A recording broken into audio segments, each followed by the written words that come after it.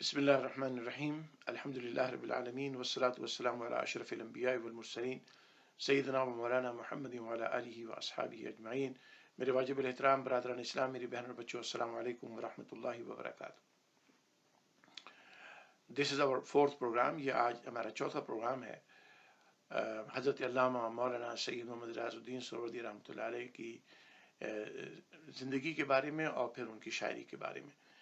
ابھی تک 3 پروگرام ہو چکے ہیں جن میں نے اپنے ذاتی الحمدللہ جو میرے والد کے ساتھ، میرے مرشد کے ساتھ، جو میرے استاد بھی ہیں الحمدللہ، ان کے ساتھ جو میرا انٹریکشن رہا، ان کی زندگی کے جو واقعات انہوں نے مجھے بتائے، ان کے میں نے آپ کے سامنے بیان کیے۔ آج انشاءاللہ تھوڑے سے اور واقعات بیان کر کے پھر انشاءاللہ پہلی ان کی نعت شریف جو آج میں نے جس کا انتخاب کیا ہے اس کا انشاءاللہ تھوڑی سی تشریح آپ کی خدمت میں قرآن و حدیث کی روشنی میں پیش کروں گا۔ والد صاحب کے ساتھ جیسے کہ میں نے پچھلے پروگرام میں بتایا تھا کہ الحمدللہ جو آخری عمرہ انہوں نے کیا تھا وہ مجھے بھی اللہ تعالیٰ نے یہ موقع عطا فرمایا کہ میں نے ان کے ساتھ وہ عمرہ کیا، جس میں فصیح الدین صاحب بھی تھے، ان کے تمام اہل خانہ بھی تھے اور کچھ ان کے ساتھ دوست احباب بھی تھے۔ تو الحمدللہ میں بھی والد صاحب کے ساتھ میں نے وہ عمرہ کیا۔ تو میں پچھلے پروگرام میں جو رہ گئی تھی بات وہ یہ کہ جب نبی علیہ الصلوۃ والسلام کے دربار اقدس میں حاضری ہوتی تھی اور رمضان شریف کا مہینہ تھا، رمضان شریف کے مہینے میں الحمدللہ عصر کے بعد والد صاحب کے ساتھ والد صاحب کو میں ہی لے کے جاتا تھا نبی علیہ الصلوۃ والسلام کے دربار اقدس کے اوپر۔ تو جب ہم مواج شریف کے سامنے پہنچتے تھے تو مطلب والد صاحب کی وہ کیفیت ہوتی تھی جو میں حیران ہوتا تھا کہ نبی علیہ الصلوۃ والسلام کی بارگاہ میں کتنا ادب ہے۔ اتنا ادب بہت کم لوگوں میں دیکھتا ہوں، کیونکہ میں بھی سعودی عرب کے اندر کئی سال رہا ہوں اور میں دیکھتا ہوں کہ وہاں پر کس طرح سے مواج شریف کے سامنے لوگ اس طرح سے حضور کی جالیوں کو دیکھتے ہیں، حضور کے دربار اقدس کی حاضری دیتے ہیں جیسے کوئی ایک دنیاوی چیز ہوتی ہے، جیسے کسی بلڈنگ کو دیکھنے آدمی جا رہا ہے، جیسے کسی ایسی جگہ کو دیکھنے جا رہا ہے جس کو دیکھنے کے لیے کوئی خاص آداب نہیں انسان ملوث خاطر رکھتا، اور اس طرح سے دیکھتے ہیں۔ لیکن میں نے اپنے والد صاحب کو جب دیکھا اور میں یہ دیکھتا تھا کہ جب ہم مواج شریف کے سامنے جاتے تھے، کیونکہ رمضان شریف تھا، رش بہت ہوتا تھا، تو والد صاحب اور میں ہوتے تھے، تو میں جیسے ہی وہاں پر ریاض الجنہ سے نکل کر دروازے سے وہاں پر جو بنا ہوتا تھا اس سے نکل کے آپ مواج شریف کے سامنے لائن لگتی تھی، تو میں والد صاحب کو پہلے ہی قریب جو سب سے قریب ترین لائن ہوتی تھی اس میں ہم لگتے تھے۔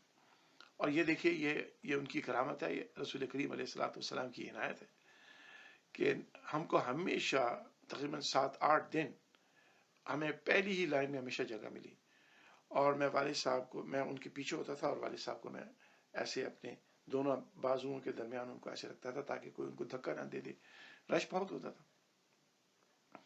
اور والد صاحب جب پہلے دن وہاں گئے مواج شریف میں میرے ساتھ، تو میں جب مواج شریف کے سامنے رسول جالیوں کے سامنے پہنچے ہم، تو میں یہ دیکھ رہا ہوں کہ والد صاحب کی تو نگاہ نیچے، تو میں ان کو کہہ رہا ہوں ابا جی آپ نبی علیہ الصلوۃ والسلام کی روضہ شریف آ گیا ہے، لیکن he keep on looking down, بالکل نیچے ان کی نگاہ ہے، جالیوں کی طرف نگاہ ہی نہیں اٹھائی۔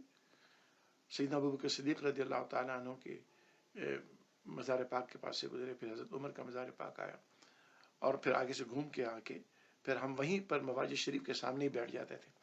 اور دیکھیے یہ رسول پاک کی خاص عنایت میں نے یہ دیکھی کہ اتنے رش میں 7 یا 8 دن ہم وہاں رہے ہیں، یہ کبھی نہیں ہوا کہ ہمیں رسول کریم علیہ الصلوۃ والسلام کی جالیوں کے سامنے جگہ نہ ملی، تو ہم سلام کر کے ایسے مڑ کے واپس آ جاتے تھے اور پھر نبی علیہ الصلوۃ والسلام کی جالیوں کے سامنے بیٹھ جایا کرتے تھے، اتنے رش کے باوجود اللہ تعالیٰ کس طرح سے وہاں جگہ ہوتی تھی اور ہمیشہ جگہ ملی۔ یہ والد صاحب کی برکت تھی جو مجھے بھی الحمدللہ یہ سعادت نصیب ہوئی۔ تو اب میں جب وہ بیٹھ جاتے تھے تو میں یہ دیکھتا تھا، ان کو دیکھتا رہتا تھا، تو وہ نبی علیہ الصلوۃ والسلام کی جالیوں کی طرف جسے کہتے ہیں نا کنکیوں سے دیکھنا، یعنی بھر کر آنکھ بھر کر نہیں دیکھتے تھے، بڑی جسے کنکیوں سے بڑی ایک ذرا سی نگاہ کو ایسا کر کے دیکھ لینا اور پھر نگاہ نیچے کر لینا۔ تو میں نے 1-2 دن کے بعد ان سے پوچھا کہ ابا جی آپ روزانہ آتے ہیں اور آپ نبی علیہ الصلوۃ والسلام کی جالیوں کی طرف میں تو دیکھ رہا ہوتا ہوں، سارے لوگ دیکھ رہے ہوتے ہیں اور درود السلام پڑھ رہے ہوتے ہیں، اور آپ نگاہیں نیچے رکھتے ہیں، آپ درود السلام پڑھ رہے ہوتے ہیں لیکن آپ نگاہیں نیچے رکھتے ہیں، آپ جالیوں کی طرف دیکھتے نہیں، اور پھر یہاں بیٹھ کر سامنے آپ کی نگاہیں نیچے رہتی ہیں لیکن آپ کھنکیوں سے رسول پاک کی جالیوں کو دیکھتے ہیں، آپ دیکھتے کیوں نہیں؟ تو کہنے لگے میری نگاہیں اس قابل ہے کہ رسول پاک کی جالیوں کو بھرپور آنکھوں سے کھول کر دیکھوں، بھرپور نگاہوں سے میں دیکھوں رسول کریم علیہ الصلوۃ والسلام کو۔ رسول کریم علیہ الصلوۃ والسلام کی جالیوں کا وہی ادب ہے، رسول پاک کا یہاں موجود ہیں، ہم آنکھیں کھول کر آنکھیں بھر کر ان کو پوری، جیسے کہتے ہیں نا پورے اچھی طرح سے ان کو جس طرح سے دیکھنے کا ہوتا ہے، فرمایا نہیں، میں نیچے ہی دیکھتا ہوں، میری نگاہیں اس قابل نہیں۔ اور پھر وہ دیکھتے تھے کنکیوں کے ساتھ۔ تو پھر میں نے جب حدیث شریف رسول کریم علیہ الصلوۃ والسلام کے مطالعہ کیا تو آپ کو حیرت ہوگی، رسول پاک علیہ الصلوۃ والسلام کے بعض صحابہ، ویری کلوز صحابہ، یہ نہیں کہ کوئی زندگی میں ایک دفعہ رسول کریم علیہ الصلوۃ والسلام سے مل کر ایمان قبول کر کے چلے گا پھر نہیں دیکھا، جو حضور کریم علیہ الصلوۃ والسلام کے قریب ترین بعض صحابہ ایسے تھے کہ نبی علیہ الصلوۃ والسلام کے وصال کے بعد ان سے پوچھا گیا حضور کریم علیہ الصلوۃ والسلام کا حلیہ، تو وہ بیان نہیں کر سکے۔ ان سے پوچھا کہ کیوں نہیں ہے، تو آپ تو اتنی وقت، اتنے سال، اتنے عرصہ آپ نے رسول کریم علیہ الصلوۃ والسلام کے ساتھ گزارا۔ وہ فرمایا کرتے تھے کہ ہماری طاقت نہیں ہوتی تھی کہ رسول کریم علیہ الصلوۃ والسلام کے چہرے پاک کو بھرپور نگاہیں سے دیکھ سکیں۔ ہم رسول کریم علیہ الصلوۃ والسلام کے سامنے جاتے تھے، اپنی نگاہوں کو نیچے رکھتے تھے، کبھی بھی حضور کو پوری اچھی طرح سے جیسے ہم ایک دوسرے کو دیکھتے ہیں ہم نے رسول پاک کو نہیں دیکھا۔ یہ وہ ادب ہے جو صحابہ کرام رضوان اللہ تعالیٰ علیہ اجمعین کو اللہ نے نصیب کیا، اور پھر ان کے بعد ان اولیاء کرام کو، ان مومنین، ان صالحین کو، ان مشائخ کو جو رسول کریم علیہ الصلوۃ والسلام کے دربار اقدس کی، حضور کے ذات پاک کی، حضور کے مسجد کی، حضور کے روضہ پاک کے آداب کو سمجھتے ہیں، ہر کوئی نہیں سمجھتا۔ تو یہ نبی علیہ الصلوۃ والسلام کے دربار اقدس کی حاضری ان کے سامنے میرے سامنے انہوں نے کیا، اور جتنے دن رہے اسی طرح سے۔ حضرات محترم، والد صاحب کے حوالے سے ایک چند باتیں اور میں عرض کروں کہ والد صاحب دین کے معاملے میں، جیسے میں نے پچھلے پروگرام میں بھی عرض کیا کہ وہ بڑے اس معاملے میں بہت سخت ہیں، اور اپنے عقیدے کے اوپر وہ اتنے مضبوط اور اتنے مستحکم اور اتنے کانفیڈنٹ کہ وہ اپنے مخالفین کے اجتماع میں بھی اگر چلے جائیں تو یہ نہیں ہوتا جیسے ہمارے یہاں بعض علماء ایسے ہوتے ہیں نا جو جس مکتبہ فکر میں گئے اسی مکتبہ فکر کی بات کرنا شروع کر دی اور اپنا مکتبہ فکر انہوں نے بیان نہیں کیا۔ والد صاحب کا بالکل یہ مزاج نہیں تھا، وہ ضرور جاتے تھے دوسرے مکاتب فکر کے پروگراموں میں، ان کو جان پڑتا تھا بعض اوقات، جیسے کراچی کے اندر وہ ہوتا تھا انٹر کالجیٹ مقابلے ہوتے تھے، عید میلاد النبی یا سیرت النبی صلی اللہ علیہ وسلم کے پروگرام ہوتے تھے مختلف کمپنیوں کے اندر، دفاتر کے اندر، جہاں پر دفاتر والے سرکاری دفاتر ہیں وہاں پر وہ ہر مکتبہ فکر کے عالم کو بلاتے تھے، اور کم از کم 3 علماء ضرور ہوتے تھے، جس میں ایک شیعہ مکتبہ فکر کے، ایک دیوبند مکتبہ فکر کے، اور ایک اہل سنت والجماعت کے مکتبہ فکر کے، یا کبھی کبھار ایک اہل حدیث مکتبہ فکر کے عالم، اس طرح سے وہ کمبینیشن کر کے تاکہ وہ ایک نان سیکٹیرین ماحول رہے، وہ علماء کرام کو بلاتے تھے۔ تو والد صاحب ایک دفعہ اسی طرح سے TNT جو ہے پاکستان میں ٹیلی فون ٹیلی گراف جو سرکاری دفاتر ہیں، اس میں کراچی میں ایک جلسہ ہو رہا تھا میلاد النبی صلی اللہ علیہ وسلم کا، تو اس میں ایک شیعہ مولوی صاحب تھے، اور غالباً اس میں دیوبند مکتبہ فکر سے مولانا یا تو تنویر الحق تھانوی صاحب تھے، یا دوسرے جو ہیں ان کے بڑے بھائی جو ہیں جو سیاسی لیڈر بھی رہ چکے ہیں وہ تھے۔ تو اب والد صاحب بھی اس پروگرام میں تھے، تو ہوا یہ کہ جو جلسے کے انتظامیہ کے لوگ تھے انہوں نے علماء کرام کو، جس میں تنویر الحق صاحب اور شیعہ امام صاحب اور والد صاحب، ان سب کو اگلی سیٹوں پہ بٹھا دیا، اور ڈائریکٹر صاحب اور ایک وزیر بھی اس میں تھے، فیڈرل منسٹر تھے، وہ سب جو ہیں وہ اوپر اسٹیج کے اوپر بیٹھ گئے، اور پروگرام یہ تھا کہ جس کی باری آئے گی اس کو اسٹیج پہ بلایا جائے گا، وہ نعت پڑھیں گے یا تقریر کریں گے یا قرآن کریم کی تلاوت کریں گے، اور پھر جا کے اپنی سیٹ پہ بیٹھ جائیں گے۔ اب یہ سب لوگ بیٹھ گئے۔ جب جلسہ شروع ہونے لگا تو والد صاحب نے اب یہ تنویر الاقصی ماشاءاللہ بہت بڑا نام ہے ان کا پاکستان کے اندر، وہ بھی موجود ہیں. اور یا مولانا احترام الحق تھانوی تھے، یا تو احترام الحق تھانوی تھے یا تنویر الحق تھانوی تھے، میں تھوڑا سا اس میں مکس اپ کر رہا ہوں. اب یہ سب بیٹھ گئے. والد صاحب نے جب یہ دیکھا کہ ان کا پروگرام یہ ہے کہ علماء کو نیچے بٹھایا جائے اور یہ جو ڈائریکٹر صاحب ہیں، منسٹر صاحب ہیں، یہ اوپر بیٹھے، تو والد صاحب نے انتظامیہ کے لوگوں کو بلایا اور ان کو کہا کہ دیکھیے، آپ نے علماء کرام کو یہاں نیچے بٹھایا ہوا ہے اور ان وزیروں کو اور ان اپنے افسروں کو اوپر بٹھایا ہے، یہ علماء کا ادب نہیں. ان کو نیچے اتاریے اور علماء کو اوپر بٹھائیے. والد صاحب نے یہ بات جب انہوں نے کہی تو انتظامیہ تھوڑی سی پریشان ہوئی کہ منسٹر کو کیسے نیچے لے کے آئے. تو والد صاحب کھڑے ہو کے آپ نے پھر زور سے کہا کہ آپ سب نیچے آئیے، یہ علماء اوپر جائیں گے. اگر علماء کا ادب آپ کو نہیں آتا ہے تو آپ کبھی دین نہیں سکیں گے.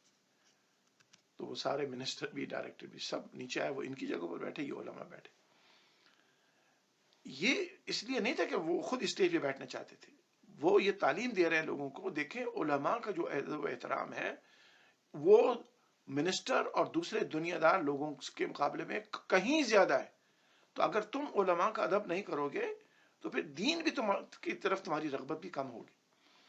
اور پھر لوگوں نے اپنی آنکھوں سے دیکھا کہ تنویر الحق تھانوی صاحب نے، جو دیوبند مکتب فکر کے بہت بڑے عالم دین ہیں، مولانا احتشام الحق تھانوی صاحب کے صاحبزادے، والد صاحب جب اسٹیج سے اترنے لگے تو جوتے اور چپلیں جو ہے وہ لوگ نیچے اتار دیتے. تو انہوں نے والد صاحب کی چپلیں اٹھانی اور انہوں نے والد صاحب کو یہ کہا کہ آپ جیسے علماء اب دنیا میں نہیں رہے، آپ نے حق بات کہی ہے. اور محبت میں انہوں نے والد صاحب کی چپلیں اٹھا کے لی اور لے کے چلنے لگے. تو والد صاحب کو جا کے انہوں نے چپلیں دی. تو کہنے کی مراد یہ ہے کہ یعنی دوسرے مکاتب فکر کے لوگ بھی نبی علیہ الصلوۃ والسلام کے اس غلام کی، میرے والد محترم کی، میرے مرشد کی اس بات کو سن کر اس بات کا اعتراف کرتے تھے کہ حق کہنے میں وہ بالکل نہیں جھجکتے اور اس کو وہ ایکنالج کرتے تھے. اسی طرح سے تاج محل ہوٹل میں ایک دفعہ اتحاد بین المسلمین کا پروگرام علامہ رضی مجتہد نے کیا، جو شیعہ مکتب فکر کے بہت بڑے عالم تھے، علامہ رضی مجتہد کراچی میں. تو انہوں نے تمام مکاتب فکر کے علماء کو بلایا تاج محل ہوٹل میں. تو اور جب عصر کی نماز کا وقت آیا تو اب مسئلہ یہ ہو رہا تھا کہ نماز کون پڑھائے گا. علامہ رضی مجتہد نے امامت کے لیے تو بڑے بڑے جید علماء کرام موجود تھے، والد صاحب کو آگے کیا اور والد صاحب نے وہاں تمام مکاتب فکر کے، جس میں اہل حدیث مکتب فکر بھی، دیوبندی بھی، شیعہ حضرات بھی، علامہ رضی مجتہد تو خود شیعہ مکتب فکر کے بہت بڑے عالم تھے، والد صاحب کی خدا میں نماز پڑھی. اور وہ نماز ایسی یادگار رہی کراچی میں، بہت عرصے تک لوگ اس کو یاد کرتے تھے کہ اتحاد بین المسلمین کا کیسا عظیم الشان مظاہرہ ہوا ہے. لیکن اس تاج محل ہوٹل کے اندر جو جلسہ ہوا، ہر مکتبہ فکر نے کچھ اس قسم کی باتیں کی، ڈپلومیٹک یا اتحاد کے حوالے سے باتیں کی. والد صاحب نے وہاں پر کھل کر یہ بات کہی کہ دیکھیں، اگر ہم اتحاد بین المسلمین چاہتے ہیں تو ہمیں ان بیسک عقائد کے اوپر اتحاد کرنا ہوگا اور اس باتوں کا لحاظ کرنا ہوگا جو ایک دوسرے کے ایمان کا حصہ ہیں. تو اہل بیت اطہار سے محبت اور عقیدت میں کوئی کمی نہیں ہے، کسی مکتبہ فکر میں کمی نہیں ہے. اور اگر کہیں ہے تو میجورٹی آف مسلمان تمام مکاتب فکر کی ان کے خلاف پورا متحد ہے. لیکن صحابہ کرام کے بارے میں ہمارے بعض شیعہ ذاکرین اور بعض شیعہ علماء ایسی زبان استعمال کرتے ہیں جو نبی علیہ الصلوۃ والسلام کے صحابہ کرام کی گستاخی کرتی ہے اور بے ادبی کرتی ہے. اس کو روکنا پڑے گا. اور والد صاحب نے یہ سب کے سامنے جب کہا، الحمدللہ لوگوں نے اس بات کو اکنالج کیا کہ یہیں سے فساد شروع ہو جاتا ہے کہ جب کچھ ذاکرین اور کچھ مقررین جوش خطابت میں آ کر یا کچھ سیکٹیرینزم کو پھیلانے کے لیے، نفرتوں کو زیادہ بڑھانے کے لیے اس قسم کی جب وہ صحابہ کرام کے بارے میں بکواس کرتے ہیں، تو والد صاحب نے کہا کہ اس کو روکنا پڑے گا. اگر آپ اس کو روک لیں گے تو الحمدللہ ٹھیک ہے، اختلاف آپ اپنی جگہ رکھیں، فقہی اختلاف بھی ہے اور تھوڑے دوسرے اختلافات بھی ہیں، اختلافات برے نہیں ہیں، وہ ٹھیک ہے، وہ اپنی جگہ صحیح، ان پہ بات ہو سکتی ہے. لیکن صحابہ کرام کی گستاخی کو کسی صورت میں برداشت نہیں کیا جا سکتا. تو الحمدللہ یہ اس اجتماع میں یہ کہا، اور یہی اتحاد کی بنیاد بن سکتا ہے. آج بھی اگر شیعہ سنی اتحاد ہم چاہتے ہیں تو ہمارے شیعہ بھائیوں کو اس بات کا پورا انتظام کرنا ہوگا کہ ان ذاکرین اور ان مبلغین جو شیعہ مکتب فکر کے ہیں وہ صحابہ کرام کے بارے، ٹھیک ہے آپ کا اختلاف ہے، وہ اختلاف اپنی جگہ ہے، لیکن اگر آپ پبلکلی لوگوں کے سامنے اور اس بات کی ترویج اور اشاعت کریں گے کہ صحابہ کرام پہ اعوذ باللہ تبرہ بھیجا جائے، تو پھر کوئی اتحاد نہیں، پھر کوئی اتحاد نہیں. کیونکہ ہمارے نزدیک تو صحابہ کرام کی عزت اسی طرح سے ہے جس طرح سے مولا علی کی عزت ہے، حضرت فاطمہ الزہرا رضی اللہ تعالیٰ عنہ کی عزت ہے، سیدنا امام حسن امام حسین کی عزت ہے. ہم تو دل و جان سے اہل بیت عظام کی عظمت اور شان کے قائل ہیں. تو ہم صحابہ کرام بھی برداشت نہیں کر سکتے، کیونکہ ہم ان اہل بیت کو صحابہ بھی مانتے ہیں. اور یہ بھی نہیں ہو سکتا کہ آپ سلیکٹڈ صحابہ کی تو عزت کریں اور کوئی صحابہ کی عزت نہیں کریں. حضور کا ہر صحابی قابل عزت ہے، اور اگر آپ کو کسی صحابی سے اختلاف ہے آپ وہ اختلاف رکھیں، لیکن آپ کو یہ حق نہیں پہنچتا کہ آپ ان کو اعوذ باللہ خاکم بدہن لعنت ملامت کریں اور تبرہ بھیجیں. یہ چیز جو ہے اتحاد بین المسلمین کے درمیان شیعہ سنی کے اندر سب سے بڑی رکاوٹ یہی ہے.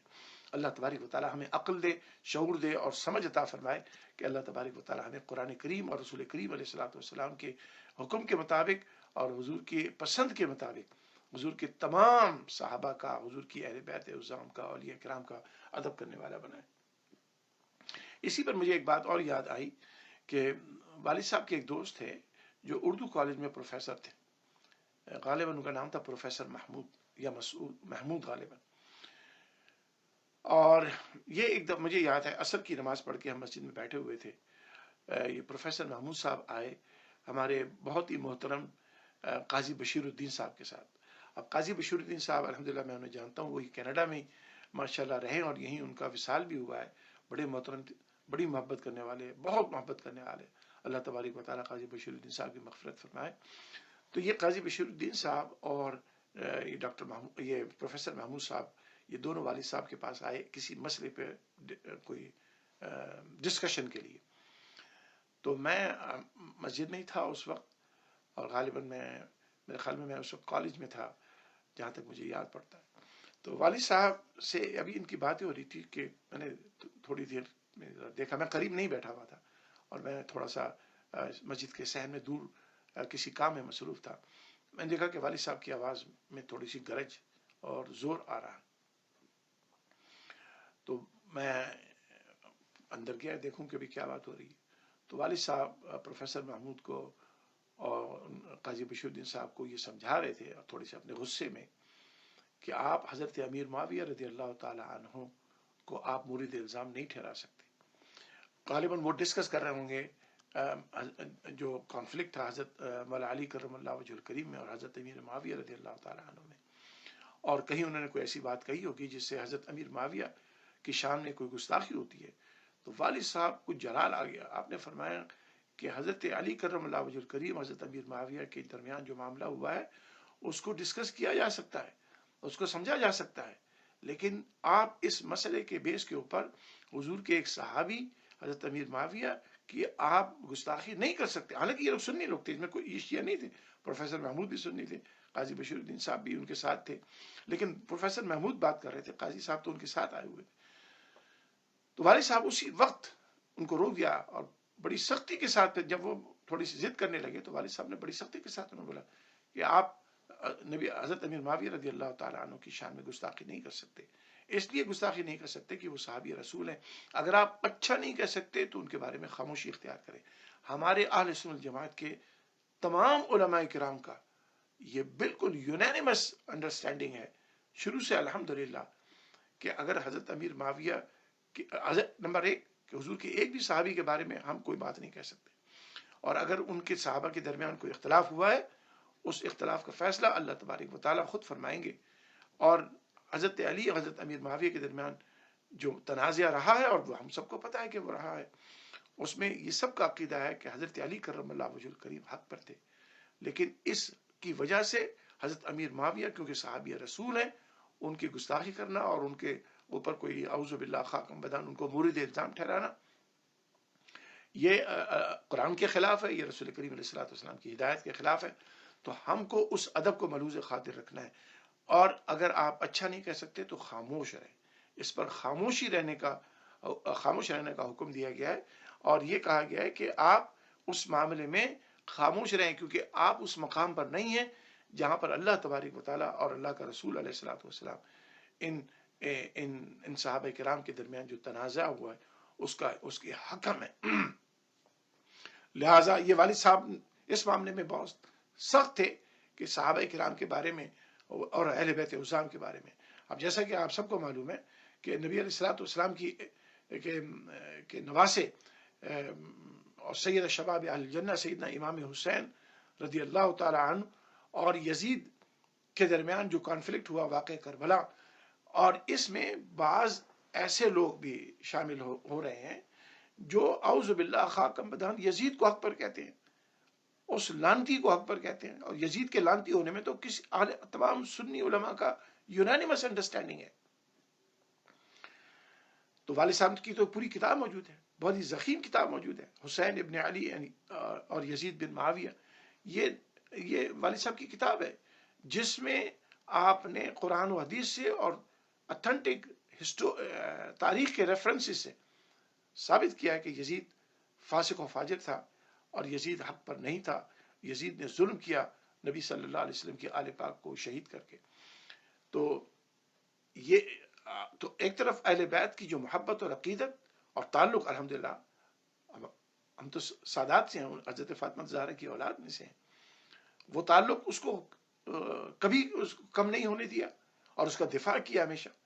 لیکن اس کے مقابلے میں نبی علیہ الصلوۃ والسلام کے صحابہ کرام کی عظمت و شان کا دفاع بھی، وہ بھی بحیثیت مسلمان کے اور بحیثیت ہی امتی آف رسول اللہ علیہ الصلوۃ والسلام کے، یہ ہماری ذمہ داری ہے، اور الحمدللہ وہ اس عقیدے پر ہمیشہ قائم رہے. ایک دفعہ بغدادی مسجد سے قریب کلن کوارٹرز میں کراچی کی سب سے بڑی امام بارگاہ جو ہوتی تھی وہ ماڈرن روڈ کی کسی زمانے میں امام بارگاہ ہوتی تھی، امام باڑہ کہتے ہیں، امام بارگاہ کہتے ہیں. تو وہاں کے انتظامیہ کی، وہاں کے امام صاحب کی بڑی خواہش تھی کہ علامہ ریاض الدین سہروردی کبھی امام بارگاہ میں آئیں اور وہاں پر تقریر کریں محرم کے دنوں کے اندر.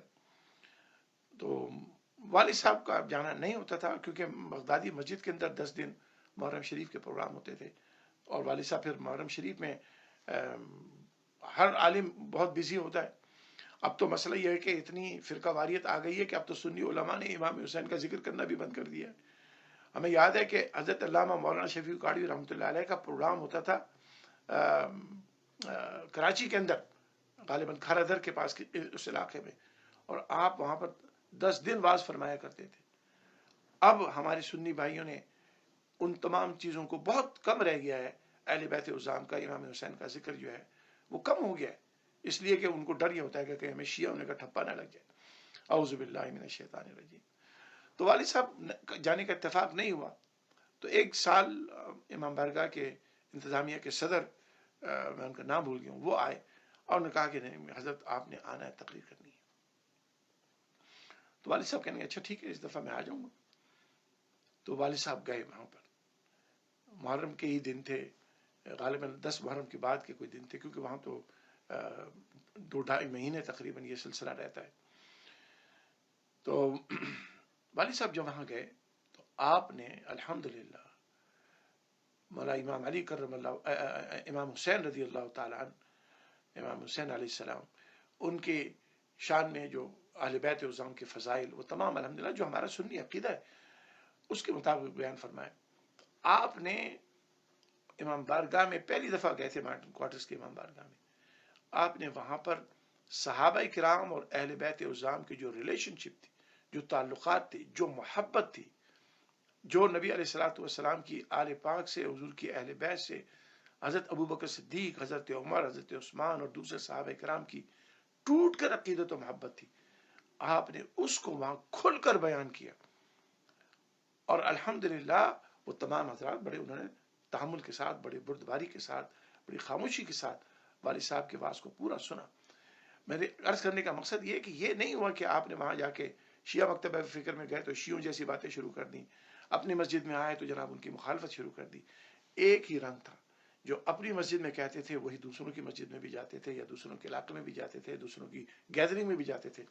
بات وہی ہوتی تھی جس کو وہ حق سمجھتے تھے. گرگٹ کی طرح سے رنگ بدلنا الحمدللہ نہ ان کو آیا نہ ان کی اولاد کو آیا الحمدللہ. حضرات محترم، والد صاحب ہمارے بغدادی مسجد میں ایک مؤذن آئے، کیونکہ یہ مشرقی پاکستان جب الگ ہو گیا تو وہاں پر مؤذن کی ضرورت تھی، تو کچھ عرصہ کئی مؤذن آئے. بالآخر ایک بہت ہی بزرگ آدمی آئے اور ان کا نام تھا عبدالغفور.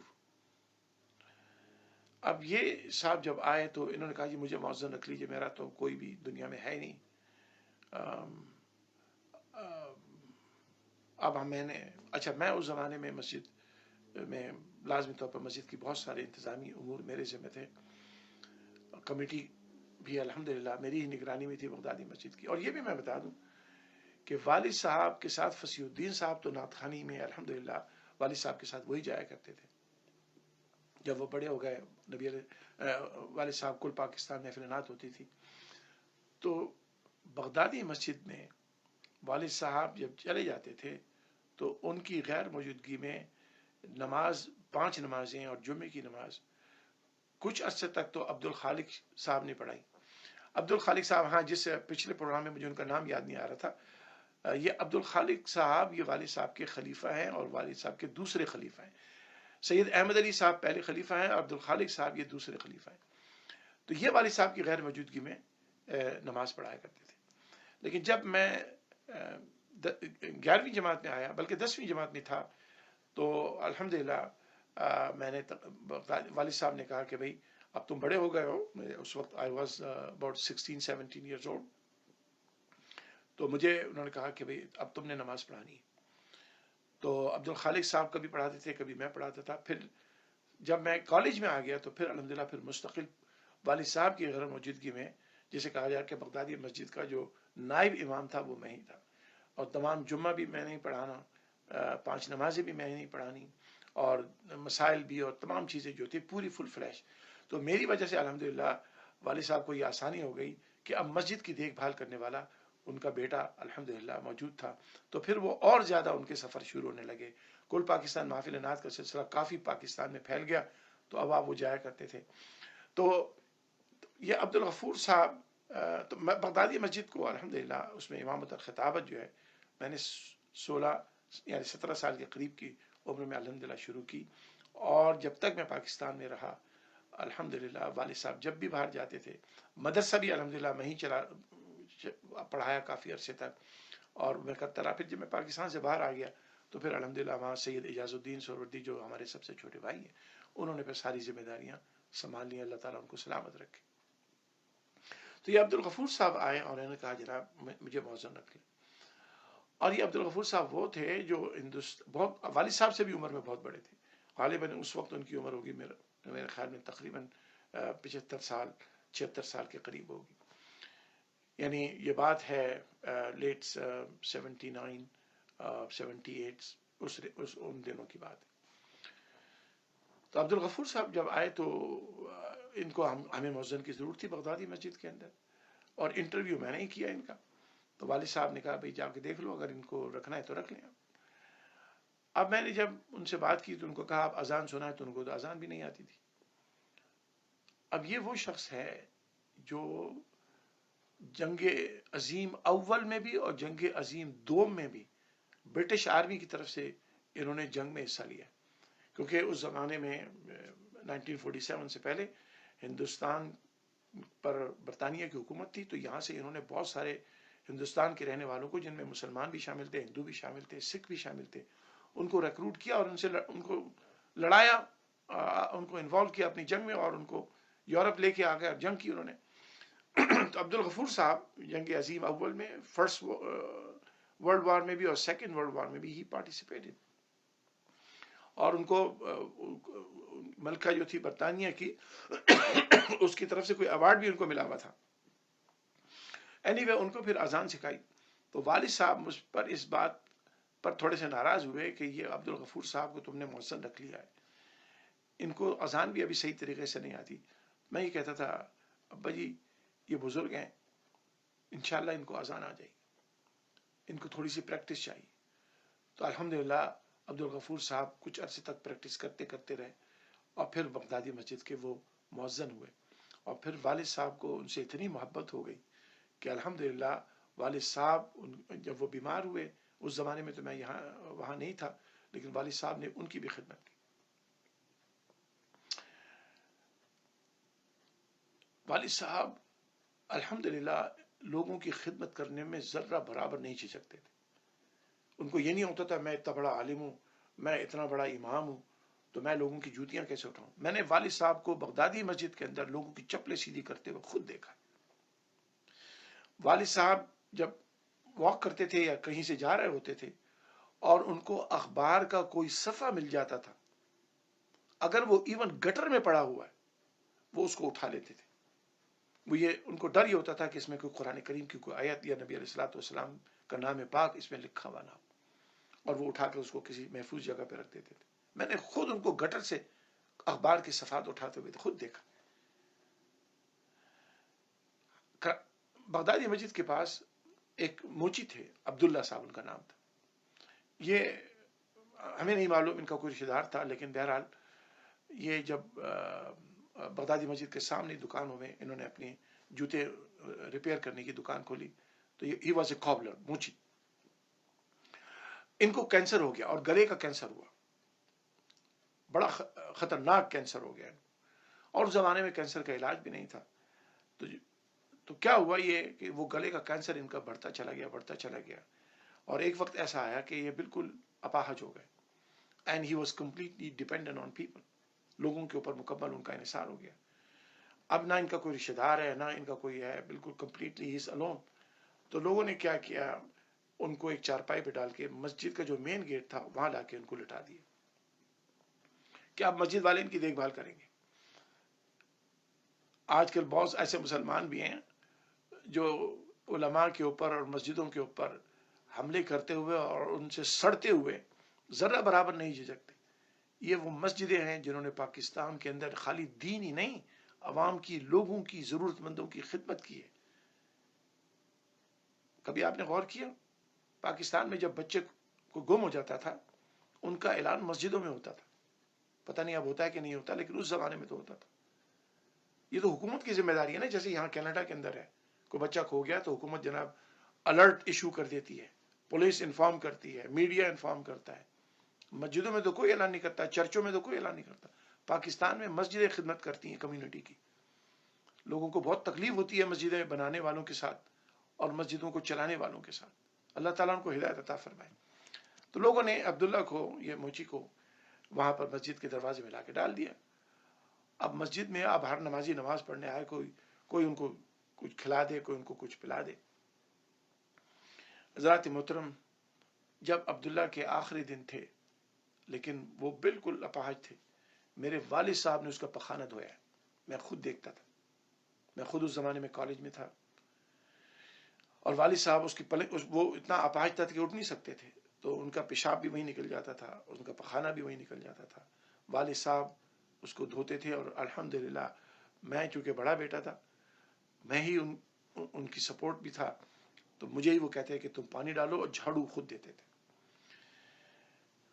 جس وقت عبداللہ کا انتقال ہوا ہے، میں وہ کیفیت کو آپ کو بتاؤں. تو والد صاحب نے دیکھا کہ عبداللہ کی جو حالت ہے بہت خراب ہے، اس کو سانس بڑی مشکل سے آ رہا ہے، اور اس کے نچلا حصہ خراب ہے کیونکہ اس میں پیشاب پخانہ اس کو ہو چکا ہے. تو آپ نے مجھے اس کی باڈی گندی تھی، تو آپ نے مجھے کہا کہ اس کو اٹھاؤ. تو میں نے عبداللہ کو ایسے اٹھا لیا اپنے ہاتھوں میں، اور تھوڑی سی مجھے ہچکچاہٹ تو ہوئی، لیکن والد صاحب کا حکم تھا اس لیے ان کو اٹھایا. اور والد صاحب جب میں نے ان کو اٹھا لیا تو والد صاحب نے اس کی پوری پلنگ دھوئی. پلنگ کے نیچے جو پیشاب اور پخانہ تھا وہ سارا اپنے جھاڑوؤں کے ساتھ اس کو صاف کیا، باہر کے لے گئے. میں نے جب عبداللہ کو ایسے اٹھایا ہوا تھا تو میں یہ عبداللہ کے چہرے کو بھی دیکھ رہا تھا. اس کے گلے سے یہاں سے پیپ شروع ہو گئی تھی، اتنا کینسر بڑھ گیا تھا. وہ سب گر رہی تھی اور وہ بہت مشکل سے سانس لے رہے تھے. اور یہی ہوا کہ والد صاحب ابھی اس کے نجاست کو، پخانے کو، پیشاب کو مسجد کے گیٹ کے اندر صاف کر کے اسے گٹر میں ڈال رہے تھے. تو میں نے دیکھا کہ اس نے آخری سانس میرے ہاتھوں میں لی. تو میں نے والد صاحب کو کہا ابا جی لگتا ہے کہ یہ عبداللہ کا انتقال ہو رہا ہے. اور جب والد صاحب آئے تو وہ بالکل بے حس تھا. اس کا انتقال میرے ہاتھوں میں ہوا. والد صاحب نے پھر مجھے کہا, اس کی پلنگ صاف کر دی تھی. والد صاحب نے بولا اسی لیے میں نے اس جگہ کو صاف کیا تھا کہ اس کا مجھے معلوم تھا کہ بس اب اس کا آخری وقت ہے, تو اس کو اس صاف پلنگ پہ لٹا دو. تو الحمدللہ ہمارے والد نے اتنے بڑے بڑے علماء, میں تو دیکھتا ہوں کہ آج یہاں مسجدوں کے اندر ٹیشو پیپر مسجد میں پڑا ہوتا ہے, امام صاحب کو توفیق نہیں ہوتی کہ وہ ٹیشو پیپر اٹھا لیں, کیونکہ وہ ان کی شان کے خلاف ہے. وہ کہتے ہیں کوئی صفائی کرنے والا آ کے اٹھائے گا, یا کوئی مؤذن اٹھائے گا, یا کوئی نمازی اٹھائے گا. میں تو امام ہوں, میں کیسے اٹھاؤں؟ اللہ نے ہمارے والد کو بہت عزت عطا فرمائی, لیکن بالکل وہ زمین پر تھے. اور مجھے بھی یہ کہتے تھے کہ بیٹا ہوا میں نہ اڑنا, زمین پہ چلنا, کیونکہ اللہ کو ہوا میں اڑنے والے پسند نہیں. یہ الحمدللہ والد صاحب کی سیرت, یہ والد صاحب کی تعلیم, یہ والد صاحب کی تربیت جو اللہ تبارک و تعالی نے ہمیں عطا فرمائی. حضرات محترم, آج بات طویل ہو گئی. میرا پروگرام یہ تھا کہ میں والد صاحب کی ایک نعت آپ کو اس کی تھوڑی سی ترجمہ کریں, کیونکہ کافی یہ چوتھا پروگرام ہو گیا ہے, اور میرا بیسک مقصد یہ تھا کہ میں والد صاحب کی شاعری پہ بات کروں. باتیں 4 پروگراموں میں ان کی زندگی پر ہو گئیں. Let's start. آج بالکل ناز شریف کے حوالے سے چند باتیں کرتے ہیں انشاءاللہ. دیکھیے, اس سب سے پہلے جو لوگ ناز شریف پر اعتراض کرتے ہیں اور ان کی تعداد اب بڑھ رہی ہے, کیونکہ بدعقیدگی بڑھ رہی ہے. نبی علیہ الصلوۃ والسلام کی ذات پاک کے فضائل و مناقب سننے کی طرف رجحان کم ہو رہا ہے. توحید کے نام پر رسالت کو دبایا جا رہا ہے. اسی کا نام تو بدعقیدگی ہے. تو بہت سارے لوگ ہیں جو نعتوں کے اوپر اعتراض کرتے ہیں, لیکن میں جیسے کہ میں نے آپ کو پچھلے پروگراموں میں بھی بتایا کہ شاعری اگر عالم دین کرے, جس کو شریعت مطہرہ کا پورا علم ہو, قرآن اور حدیث کے اوپر پورا اس کو کمانڈ حاصل ہو, تو وہ نہ توحید میں کوئی گڑبڑ کر سکتا ہے, نہ رسالت میں کوئی کمی بیشی کر سکتا ہے. تو اسی لیے والد صاحب کی جو جتنی بھی شاعری ہے وہ شریعت کی حدود کے اندر ہے, اور قرآن و حدیث کے مطابق نبی علیہ الصلوۃ والسلام کی توصیف و ثنا کی جاتی ہے اس کے اندر. لیکن ایک بات یہ یاد رکھیے کہ شاعری کے اندر کوئی بھی شاعر ہو, تو شاعری کے اندر شاعر جو ہوتا ہے ایک مصرے میں, ایک شعر کے اندر ایک پوری کتاب کو سمو سکتا ہے. اور یہی وجہ ہے کہ شاعری ہر شخص کے بس کی بات نہیں ہوتی. شاعری کے کچھ آداب ہیں, اور شاعری میں جہاں سب سے زیادہ مسٹیک لوگ کرتے ہیں, اور وہ اس بدعقیدگی سے اس کا اور فروغ ہو رہا ہے, کہ شاعری کے اندر یاد رکھیے استعارے اور کنائے استعمال ہوتے ہیں. اور اب ہوتا یہ ہے کہ بعض لوگ استعارے اور کنائے کو لٹرل ٹرانسلیشن کر کے کہتے ہیں دیکھو اس میں شرک ہو گیا, اس میں شرک ہو گیا, جبکہ وہاں پر وہ استعارہ اور کنائے ایک تمثیل کے طور پر ہے. اس سے ایک تشبیہ لی جاتی ہے, اس سے استعارہ لیا جاتا ہے, کنایہ لیا جاتا ہے. مراد یہ ہے کہ اس کو لٹرل آپ میننگ اس کے نہیں لے سکتے. مثلا میں اگر ایک شعر پڑھوں آپ کے سامنے, میر تقی میر کا ایک شعر مجھے یاد آ رہا ہے, تو وہاں پر کسی کو اعتراض نہیں ہوگا, کیونکہ وہ نبی علیہ الصلوۃ والسلام کی خوبصورتی کے بارے میں شعر نہیں ہے, وہ مجازی محبوب کے بارے میں شعر ہے, تو وہاں سارے خوش ہو جاتے ہیں. وہاں لٹرل ٹرانسلیشن کوئی نہیں کرتا. لیکن جب نبی علیہ الصلوۃ والسلام کے بارے میں کوئی شعر ہوتا ہے تو جناب وہاں پر وہ لٹرلی ٹرانسلیٹ کرتے ہیں اور کہتے ہیں دیکھو یہ اس میں شرک ہو گیا, یہ آپ نے کیسے کہہ دیا, تو اللہ سے مانگنا چاہیے تھا, آپ محمد صلی اللہ علیہ وسلم سے مانگ رہے ہیں. میر تقی میر کا ایک شعر ہے, نازکی اس کے لب کی کیا کہیے, پنکھڑی ایک گلاب کی سی ہے. آپ اس کا لٹرل ترجمہ اگر کریں, اگر کسی کے ہونٹ اتنے پتلے ہوں جتنا گلاب کی پنکھڑی ہوتی ہے, تو کتنا بدصورت لگے گا وہ. اتنا پتلا ہونٹ تو کسی کا نہیں ہوتا ہے, اور اگر کسی کا ہو جائے تو اس کی تو شکل ہی بڑی بری لگے گی. تو وہاں تو آپ لٹرل ٹرانسلیشن نہیں کرتے ہیں کہ پنکھڑی گلاب سی ہے. گلاب کی پنکھڑی تو بالکل پتلی ہوتی ہے, وہ تو ملی میٹر کیا, وہ ملی میٹر کا بھی کوئی 10واں حصہ ہوتی ہے, اتنی پتلی ہوتی ہے. تو اتنے پتلے ہوں تو کسی کے نہیں ہوتے. وہاں پھر ہم استعارہ کرتے ہیں کہ وہاں سے مراد ہے کہ گلاب کی پنکھڑی جیسی نازک، خوبصورت، نرم، وہاں پر آپ پھر اس کو ایکسپلین کرتے ہیں کہ اس سے مراد یہ ہے. تو نبی علیہ الصلوۃ والسلام کے بارے میں جب شعر ہوتا ہے تو آپ اس کو لٹرل ٹرانسلیشن کرنا چاہتے ہیں. یہی زیادتی ہے ان لوگوں کی جو رسول پاک علیہ الصلوۃ والسلام کے بارے میں چھپی دشمنی رکھتے ہیں، یا نبی علیہ الصلوۃ والسلام کے مقام کو سمجھتے نہیں ہیں، یا اللہ کی توحید جو ان کو بالکل غلط سمجھ آئی ہے وہ رسول کریم علیہ الصلوۃ والسلام کے مقام کو چھپاتے ہیں. یس دیر آر شعراء، بہت سارے شعراء ایسے ہیں جو جن کو دین کا علم نہیں ہے، اور انہوں نے اگر نعتیں لکھی ہیں تو اس میں کوئی ایسے شعر ہوتے ہیں. یہ ہمارا فرض ہے کہ ہم ایسے اشعار کو روکیں، لیکن یاد رکھیے وہ اشعار جن میں استعارے اور کنائے ہوتے ہیں، جس میں تفسیر ہوتی ہے، جس میں کسی چیز سے اس کو سمجھانا مقصود ہوتا ہے، اس کو لٹرل ٹرانسلیشن نہیں کرنی چاہیے. یہ بددیانتی لوگ شاعری میں نہیں کرتے، رسول پاک کے بارے میں قرآن کریم کے اندر بھی کرنے لگ گئے، حدیث پاک میں بھی کرنے لگ گئے، اور اس طرح سے گمراہی اور فرقہ واریت مسلمانوں کے اندر عام اسی وجہ سے ہو رہی ہے. اللہ تبارک و تعالیٰ اس سے محفوظ رکھے. آئیے تو اس چیز کو مد نظر رکھیں، پھر انشاءاللہ کبھی بھی کنفیوژن نہیں ہوگا. تو آج انشاءاللہ مختصر میں والد صاحب کی ایک نعت شریف ہے، اس کے اشعار قرآن و حدیث کی روشنی میں آپ کے سامنے میں پیش کرتا ہوں. صلی اللہ علیہ یا رسول اللہ وسلم علیہ یا حبیب اللہ. پڑھے ہیں قصیدے خدا نے تیرے، فرشتوں نے گائے ترانے تیرے. پورا قرآن آپ پڑھ لیجئے. اللہ تبارک و تعالی نے رسول کریم علیہ الصلوۃ والسلام کو فرمایا یا ایھا النبی یا ایھا الرسول انا ارسلناک شاہدا ومبشرا ونذیرا. اللہ تبارک و تعالی نے قرآن کریم کے اندر اللہ اپنے رسول کے، اپنے حبیب کے بے شمار فضائل بیان فرمائے. نبی علیہ الصلوۃ والسلام، یہ بہت لمبا موضوع ہے، میں مختصر صرف بات کروں گا ورنہ تو پوری اس پہ ایک تقریر ہو جائے گی. نبی علیہ الصلوۃ والسلام کے چہرے کی طرف اللہ تبارک و تعالیٰ فرماتے ہیں قد نرى تقلب وجهك في السماء. اے محمد صلی اللہ علیہ وسلم، ہم نے آپ کے آسمانوں کی طرف اٹھتے ہوئے چہرے کو دیکھا. اللہ نے نبی علیہ الصلوۃ والسلام کے قدموں کی برکت کی وجہ سے مکہ کو معظم کہا ہے. اللہ نے فرمایا لا اقسم بهذا البلد وانت حل بهذا البلد. میں قسم نہیں کھاتا اس شہر مکہ کی مگر اس لیے کہ میرے حبیب کے قدم اس کی زمین پر چلتے ہیں. اللہ نے لعمرک، اللہ نے نبی علیہ الصلوۃ والسلام کی عمر پاک کی قسم کھائی. اللہ نے فرمایا نبی علیہ الصلوۃ والسلام کے ہاتھوں کو کہا ید اللہ فوق ایدیہم. یہ ہاتھ اللہ کے ہیں، یہ نبی کے ہاتھ نہیں. ید اللہ فوق ایدیہم، یہ صحابہ کے ہاتھوں کے اوپر جو ہاتھ ہے یہ نبی کا نہیں. اللہ فرماتے ہیں یہ میرا ہاتھ ہے. وما رمیت اذ رمیت ولکن اللہ رمی. یہ محمد صلی اللہ علیہ وسلم نے کنکریاں نہیں پھینکی تو اللہ نے پھینکی ہیں.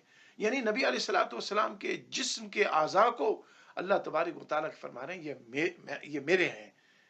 حالانکہ اللہ تعالیٰ تو جسم جسمانیت سے پاک ہے، لیکن اللہ تعالیٰ یہ بتا رہے ہیں کہ دیکھو یہ حبیب نبی علیہ الصلوۃ والسلام اللہ تبارک و تعالیٰ کے اتنے قریب ہیں، اتنے محبوب ہیں کہ ان کا عمل اللہ کہتا ہے یہ میرا عمل ہے. ان کا کہنا اللہ فرماتا ہے وما ينطق عن الهوى ان هو الا وحی یوحی. پورا قرآن رسول پاک علیہ الصلوۃ والسلام کی نعت ہے.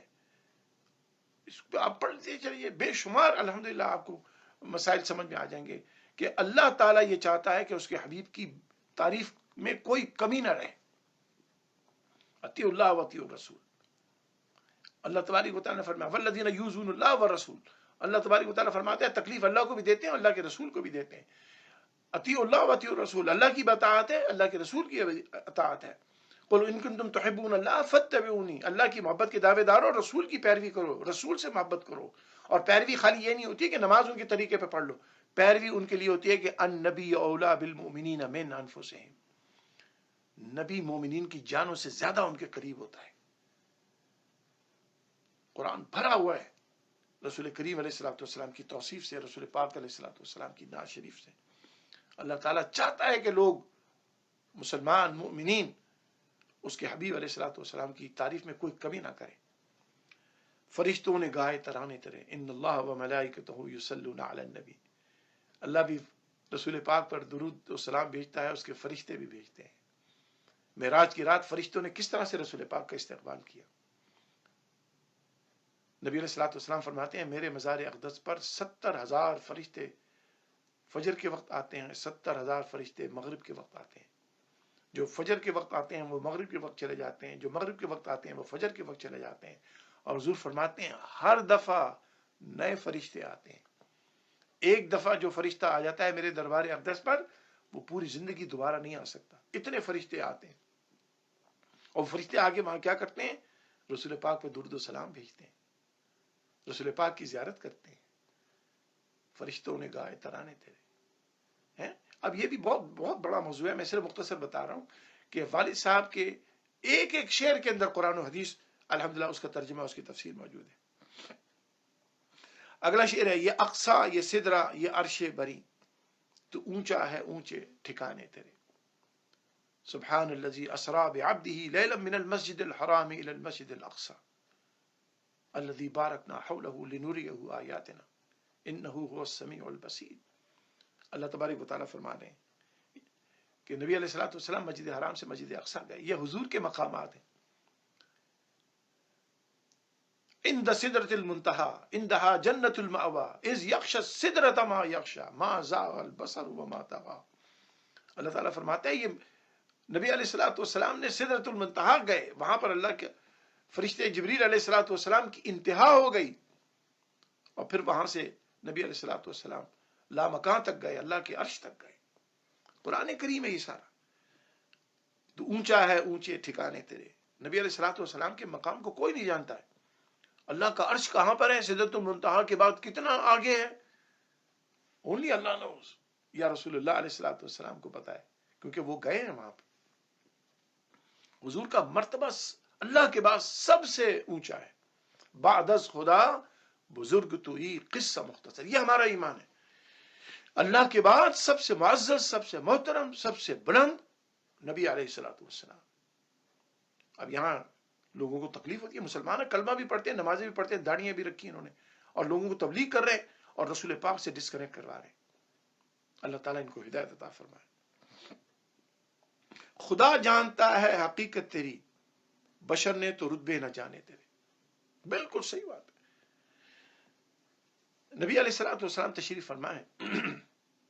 ایک کافر آتا ہے اور نبی علیہ الصلوۃ والسلام کے چہرے کی طرف دیکھ کر اعوذ باللہ خاکم بدان، یہ کہتا ہے کہ کتنا بدصورت چہرہ ہے. حضور کے چہرے پہ سامنے کہتا ہے، ٹونٹنگ کرتا ہے، حجت کرتا ہے نبی علیہ الصلوۃ والسلام. اور دیکھیں ایک بات یہاں پر میں کہتا چلے جاؤں، ہمارے نبی علیہ الصلوۃ والسلام کے سامنے freedom of religion and freedom of expression and freedom of speech دیکھیے. حضور چاہتے تو اس گندے انسان کو وہیں ختم کروا دیتے. یہ مدینے کی بات ہے، مکہ کی بات نہیں. مدینے کے اندر جب رسول کریم علیہ الصلوۃ والسلام ہی از دا ہیڈ آف اسٹیٹ، ایک کافر آ کر یہ کہتا ہے کہ کتنا بدصورت چہرہ ہے، اعوذ باللہ، نبی علیہ الصلوۃ والسلام سنتے ہیں. اور وہ کہتا ہے، حضور نے اس کو مروایا نہیں، اس کا جواب دلوایا. حضرت ابو بکر صدیق رضی اللہ تعالیٰ عنہ کھڑے ہو جاتے ہیں. یہ جب چلا جاتا ہے یا وہیں کھڑا ہوا ہے تو حضرت ابو بکر صدیق کھڑے ہو کے کہتے ہیں یا رسول اللہ، آپ سے زیادہ خوبصورت چہرہ تو کسی کا ہی نہیں. تو نبی علیہ الصلوۃ والسلام فرماتے ہیں، اے ابو بکر، تم نے بھی اور اس کافر نے بھی میری حقیقت کو نہیں جانا ہے. میری حقیقت سوائے میرے رب کے کوئی نہیں جانتا. نبوت اس آئینے کی طرح سے ہے کہ جس آئینے میں انسان اپنی شکل دیکھتا ہے. وہ کافر آیا، اس نے کفر کی بدترین بدصورت ترین شکل نبوت کے آئینے میں دیکھی، تو اسے وہ شکل جو نظر آئی کفر کی، وہ اس کو کہہ رہا تھا کہ یہ بدصورت ہے. تم نے نبوت کے آئینے میں اپنے ایمان کی خوبصورتی کو دیکھا تو تمہیں وہ بڑی خوبصورت نظر آئی. یاد رکھو میری حقیقت سوائے میرے رب کے کوئی نہیں جانتا. خدا جانتا ہے حقیقت تیری، بشر نے تو رتبے نہ جانے تیرے. آج انسان ہے مسلمانوں کے اندر، آپ چلے جائیے، قل انما انا بشر مثلکم. وہ قرآن کریم کی آیت کرتے ہیں رسول پاک بھی ہمارے جیسے انسان تھے. قرآن کہہ رہا ہے قل انما انا بشر مثلکم، میں بھی تمہارے جیسا انسان ہوں. وہ تو لٹرل ترجمہ ہے نا قرآن کریم. جہاں رسول پاک کی بات آئے گی وہ لٹرل ٹرانسلیشن کریں گے تاکہ لوگوں کو بتایا جائے کہ رسول پاک علیہ الصلوۃ والسلام بھی ایک انسان تھے، ان کا ایک کام تھا، ان کا ایک رول تھا، وہ اپنا کردار ادا کر کے چلے گئے. جو یہودی عقیدہ ہے نبوت اور رسالت کے بارے میں، ان مسلمانوں نے اس عقیدے کو اپنا لیا ہے. کسی صحابی کا یہ عقیدہ نہیں، کسی اہل بیت میں سے کسی کا عقیدہ نہیں. Overwhelming majority of Muslim scholars, ان کا یہ عقیدہ نہیں جو ان لوگوں نے اپنا لیا ہے گزشتہ 150 پونے 200 سال کے اندر. حضور بشر ضرور ہیں، حضور حضرت عبداللہ حضرت آمنہ کی اولاد ہیں، سیدنا ابراہیم علیہ السلام کی اولاد ہیں، حضرت آدم علیہ السلام کی اولاد ہیں. حضور اپنے ماں کے پیٹ سے پیدا ہوئے ہیں بالکل، لیکن اب وقت نہیں ہے. نبی علیہ الصلوۃ والسلام ایسے بشر ہیں کہ اللہ نے ان جیسا دوسرا بشر بنایا ہی نہیں. کسی بشر کو ان کے ساتھ مماثلت ہو ہی نہیں سکتی. یس، ظاہری طور پر شکل و صورت میں نبی علیہ الصلوۃ والسلام، اگر وہ فرشتوں اصلی شکل میں آ جاتے تو نہ کوئی انسان ان سے بات کر سکتا، نہ کوئی انسان ان کو دیکھ سکتا، نہ وہ انسانوں کے لیے نمونہ بن سکتے. اسی لیے اللہ نے بشری جامع کے اندر نبی علیہ الصلوۃ والسلام کو بھیجا ہے. لیکن یاد رکھیے، نبی علیہ الصلوۃ والسلام بشر بھی ہیں، نور بھی ہیں. دنیا میں تشریف لانے سے پہلے نبی علیہ الصلوۃ والسلام نور تھے، اور حضور کا جسم دنیا میں آنے کے بعد حضور کا جسم بھی نور ہے. حضور کا جسم بھی نور ہے. آپ کا اور میرا پسینہ تھوڑی دیر کے بعد اس میں اسمیل آنے لگتی ہے، اور اگر زیادہ جمع ہو جائے تو اس میں بیکٹیریا پیدا ہو جاتا ہے. اور اگر آپ نہائے نہ تو تھوڑے عرصے کے بعد آپ کی جلد خراب ہونا شروع ہو سکتی ہے. قربان جائیں آقا علیہ الصلوۃ والسلام کی کہ رسول پاک علیہ الصلوۃ والسلام کا پسینے میں مشک و عنبر سے زیادہ خوشبو تھی. اب یہ وقت نہیں ہے تفصیل میں جانے کا. لوگوں کو سمجھنا چاہیے کہ حضور بشر ضرور ہیں، لیکن ایسے بشر ہیں کہ ویسا دوسرا کوئی بشر نہیں. آپ نبی علیہ الصلوۃ والسلام سے اپنے آپ کو کمپیئر کیسے کر سکتے ہیں، یا حضور کو اپنے سے کیسے کمپیئر کر سکتے ہیں؟ آپ کے تھوک میں جراثیم ہوتے ہیں، نبی علیہ الصلوۃ والسلام کے لعاب دہن میں شفا ہے. حضرت ابوبکر کو شفا ہوئی غار سور کے اندر جب زہریلے جانور نے کاٹ لیا، حضور نے لعاب دہن ہی لگایا نا. مولا علی کی آنکھوں کو شفا ہوئی. تو حضور بشر ضرور ہیں، لیکن ایسے بشر ہیں کہ وہ تمام بشر سے الگ ہیں. حضور نور بھی ہیں، بشر بھی ہیں. یہی ہمارا عقیدہ ہے. جہاں تیرے پہنچے مبارک قدم، وہیں بن گئے آستانے تیرے. رسول کریم علیہ الصلوۃ والسلام نے فرمایا، اللہ تبارک و تعالیٰ نے مجھے 5 چیزیں ایسے عطا فرمائی ہیں جو مجھ سے پہلے کسی نبی کو نہیں دی. ان میں سے ایک یہ ہے کہ اللہ نے پوری روئے زمین کو مسجد بنا دی ہے. ہر پاک جگہ نماز پڑھو، سب پوری زمین پہ نماز پڑھ سکتے ہیں. یہ حضور کے قدموں کی برکت ہے کہ پوری زمین کو اللہ تبارک و تعالیٰ نے اپنی سجدہ گاہ بنا دیا کہ جہاں چاہو مسجد بنا لو، جہاں چاہو جب موقع آئے جس جگہ ہو وہاں نماز پڑھو. نبی علیہ الصلوۃ والسلام شروع میں آپ کو معلوم ہے مسلمانوں کا قبلہ جو تھا وہ بیت المقدس کی طرف تھا. نبی علیہ الصلوۃ والسلام نے چاہا کہ قبلہ کعبہ ابراہیمی ہو جائے، تو اللہ تبارک و تعالیٰ نے نبی علیہ الصلوۃ والسلام کی درخواست پر، نبی علیہ الصلوۃ والسلام کی خواہش پر کعبہ شریف کو مسلمانوں کا قبلہ بنا دیا.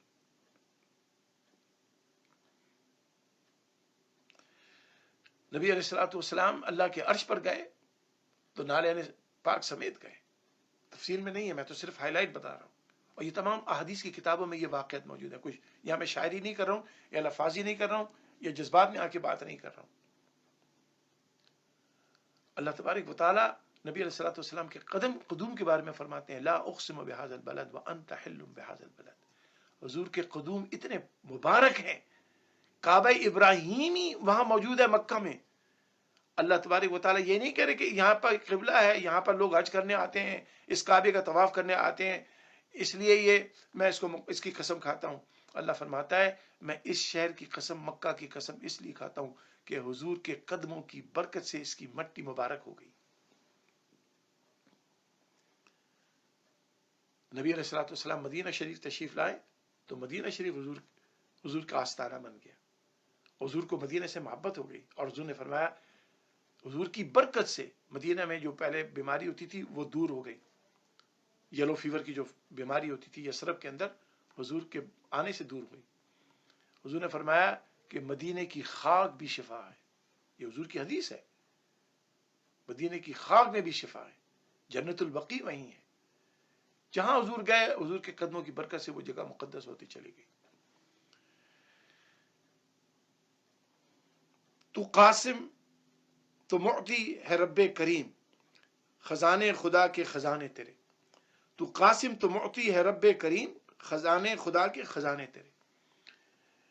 یہ بڑا ایک عجیب معاملہ ہے کہ لوگ اس بات کو اعوذ باللہ خاکم بدان شرک و بدعت کہنے لگ جاتے ہیں کہ جب ہم یہ کہیں کہ جناب ہم پر اللہ اور اس کے رسول کا فضل ہے, کہتے او شرک ہو گیا, اللہ کا فضل ہے, خالی رسول کا کہاں سے ہو گیا. کاش وہ قرآن ذرا تھوڑی سی آنکھیں کھول کر پڑھ لیں, دل کی آنکھ کھول کر پڑھ لیں. ان کی اوپر کی آنکھیں تو کھلی ہوتی ہیں, دل کی آنکھ نہیں کھلی ہوئی ہوتی.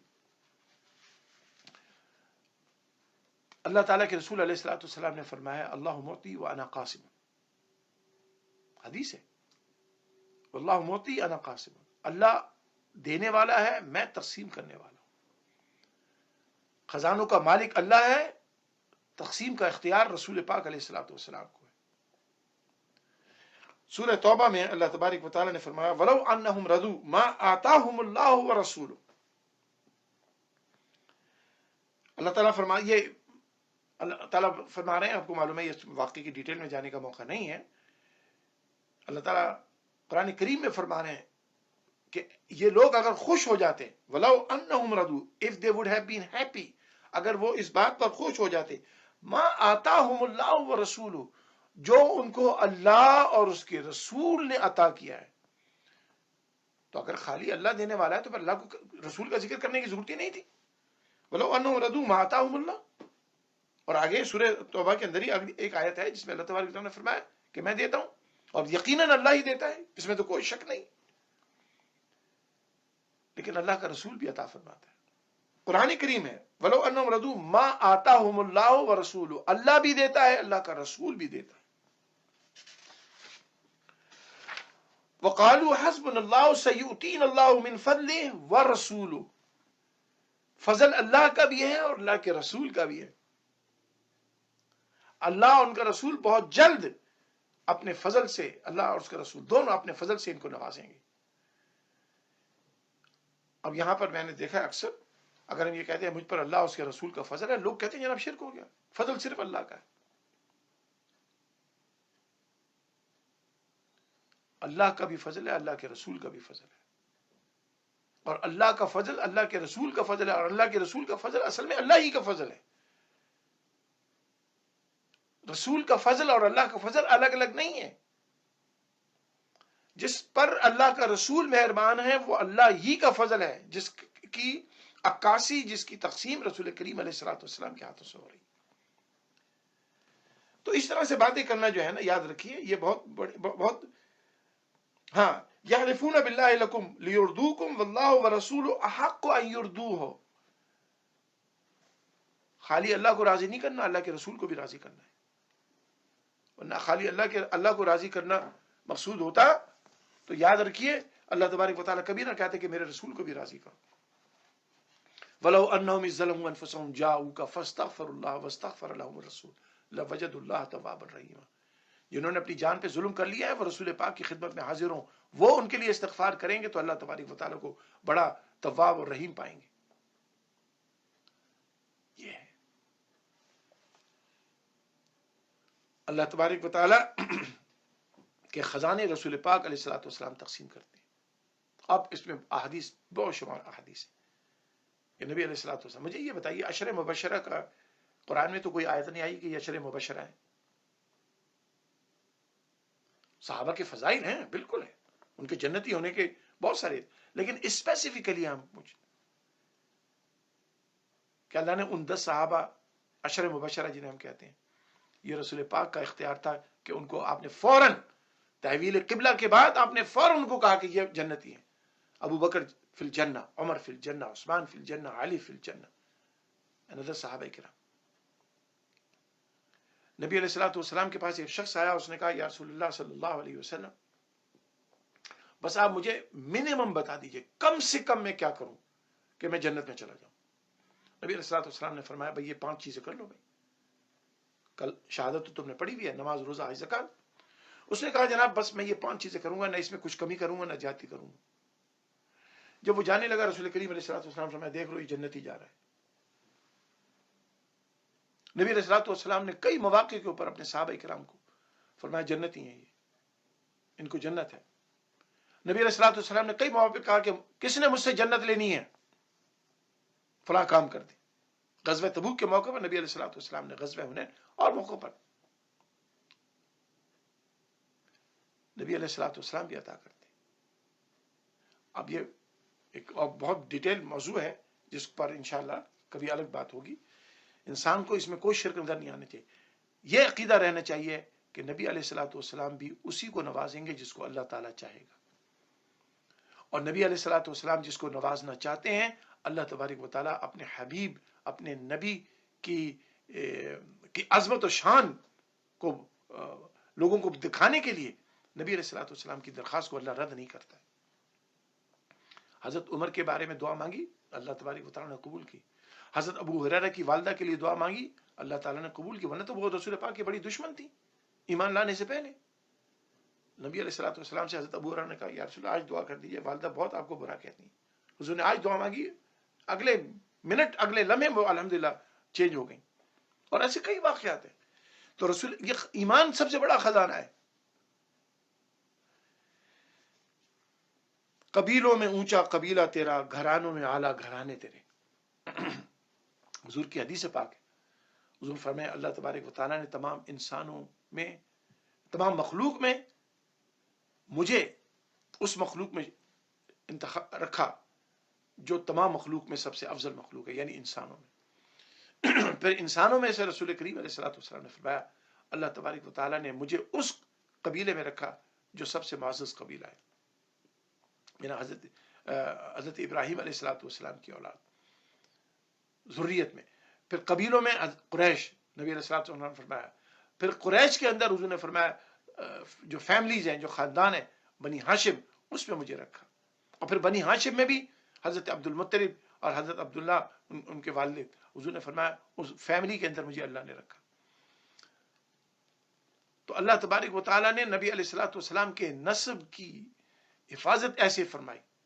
یاد رکھیے نبی علیہ الصلوۃ والسلام سے جتنے بھی ان کے آباء و اجداد ہیں، حضرت آدم علیہ الصلوۃ والسلام تک، یہ اہل سنت والجماعت کا، مسلمانوں کی اوور ویلمنگ میجورٹی کا عقیدہ ہے کہ اس میں ایک بھی کافر نہیں تھا. پاک پشتوں سے پاک رحموں میں رسول کریم علیہ الصلوۃ والسلام کو اللہ تبارک و تعالیٰ نے منتقل کیا، اور معزز ترین خاندان میں رسول کریم علیہ الصلوۃ والسلام کو اللہ تبارک و تعالیٰ نے بھیجا. بنی ہاشم سب سے معزز گھرانہ تھا قریش کے اندر. قریش سب سے معزز قبیلہ تھا باقی تمام قبائل کے اندر. مبارک تجھے مغفرت اے ریاض، بڑے کام آئے بہانے تیرے. یہ ایمان اور یقین کی بات ہے کہ علامہ ریاض الدین سہروردی رحمۃ اللہ علیہ یہ کہہ رہے ہیں کہ نبی علیہ الصلوۃ والسلام کی غلامی، جب انسان یہ کہے گا کہ اے پروردگار میں تیرے نبی کا غلام ہوں اور تیرے نبی کی شفاعت کا مستحق ہوں، یا اللہ کے رسول ان کی شفاعت فرمائیں گے، اور حضور شفاعت فرمائیں گے ان لوگوں کی جن سے حضور محبت فرماتے ہیں، جن کو حضور چاہیں گے، تو اللہ تبارک و تعالیٰ ان کی مغفرت فرمائیں گے. غلامی رسول ہی سند ہے اللہ تعالیٰ کی مغفرت کی. اور جو غلام رسول ہوتا ہے، نبی صلی اللہ علیہ وسلم کا خادم ہوتا ہے، نبی صلی اللہ علیہ وسلم کا امتی ہوتا ہے، حضور کا پیروکار ہوتا ہے، حضور کو اپنا آقا مانتا ہے، آقا و مولا مانتا ہے نبی علیہ الصلوۃ والسلام، اور وہ حضور کی اتباع آف کورس کرتا ہے، تو پھر اللہ تبارک و تعالیٰ اس کو معاف نہیں فرمائے. یا تو اللہ تعالیٰ غفور الرحیم ہے، وہ تو گناہ گاروں کو معاف کرنے پہ تلا ہوا ہے. جو حضور سے محبت کرے، حضور کو چاہے، حضور کی اتباع کرے، حضور کا ادب کرے، اللہ تبارک و تعالیٰ اس کو ضرور مغفرت فرمائیں گے. بڑے کام آئے بہانے تھے. بہانے سے مراد یہ نہیں ہے کہ اللہ کے سامنے کوئی بہانہ کر سکتا ہے. اللہ تبارک و تعالیٰ عالم الغیب ہے، وہ تو دلوں کا حال جانتا ہے. یہاں بہانے سے مراد یہ ہے کہ یہ کہنا کہ یا اللہ میں تیرے نبی کا غلام ہوں، یا اللہ میں تیرے نبی کا ثنا خوان ہوں، یا اللہ میں تیرے نبی کا امتی ہوں، یا اللہ میں تیرے نبی کا چاہنے والا ہوں. یہ مراد ہے. اور جب انسان اللہ تبارک و تعالیٰ کی بارگاہ میں ایسے پیش ہوگا تو شفاعت رسول کریم علیہ الصلوۃ والسلام کی نصیب ہوگی. اور جس کی شفاعت اللہ کے رسول کر دیں گے، کیا آپ سمجھتے ہیں کہ وہ جہنم میں چلا جائے؟ شفاعت ہوگی اسی لیے تاکہ جہنم سے نجات ہو اور جنت میں داخلہ ہو جائے. انشاءاللہ اگلے پروگرام میں پھر آپ سے ملاقات ہوگی اگلے منڈے کو. اللہ تبارک و تعالی ہمیں رسول کریم علیہ الصلوۃ والسلام کی سچی اتباع کی توفیق عطا فرمائے. وما علینا الا البلاغ.